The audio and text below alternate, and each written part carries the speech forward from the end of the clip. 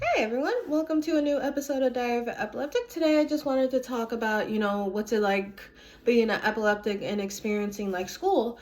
I know right now everyone is home for winter break, but going back to school it can be a little nerve-wracking, especially, if you're starting new classes for the semester and you're just trying to get your mind like focused back in school and understanding the courses and what's going on.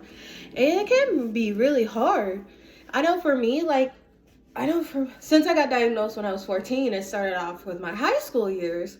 And for me, high school was just high school in summary. But what made it a little more worse is because I ended up having two seizures at the school. And when I had those seizures, the first one both times I blacked out, but from everyone around me, they were telling me like they were just freaking out. They had no idea what was going on. And maybe this was a sign of doom of high school from when I had my first seizure a week before high school started. So I'm thinking there's some coincidence with that.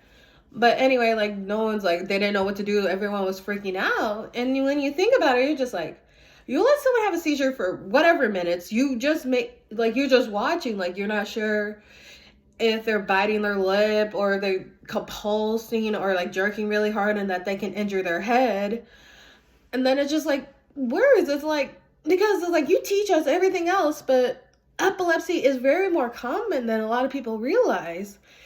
And then it just made me so depressed and nerve-wracking. Like, I really didn't care about life, to be honest. I really didn't. And like, I had suicide ideations with that. And I don't want what happened to me to happen to someone else.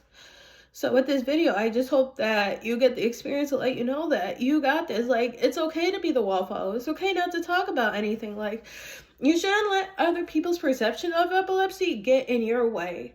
As well as, like, I understand the paranoia of having seizures and you're wondering what your peers would say. But as you should tell them, like, look, if I have a seizure, this will happen. Or at least if you know someone out of your class is familiar with epilepsy and seizures, that'll be essential.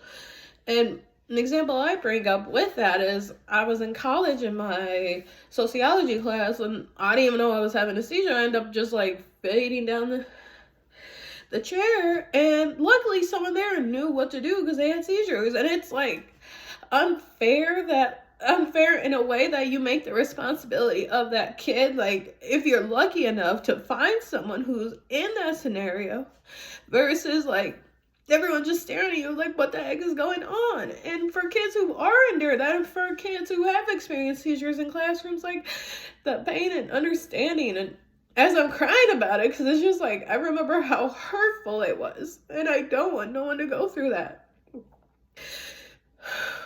So what I will tell you is always keep a water. Fuck the noise behind you. Just make sure that you're okay before any other one's opinions. Because at the end of the day, you gotta do something you gotta do it. You gotta walk through those hallways. You gotta feel like everything is just clanging around you and you're embarrassed. But it's okay. Like, it's okay to talk to someone, or maybe, talk to your school nurse if something were to happen, or if you have, like, forgot to take your meds, maybe the nurse will let you, like, have some, like, backup meds as well. Not just, like, through high school, not just, like, high school-wise, but college as well. And for those who experience it so young in elementary school, just know that you got it, little guys. And it's hard. I believe it's harder in elementary school because you're younger. You don't know what's going on. You just know this happened, and a whole bunch of emotions get in the way. Or then, especially middle school, when we know middle school is like bully central sometimes, and that I can imagine. So for those who got it younger than me, that went through it a lot more, you guys are brave and strong. And like anyone who's enduring that right now, you're incredibly resilient, and I want the best for you guys with that. All right. Stop my crying for a bit. And I just want to thank everyone for watching this episode, and have a great day.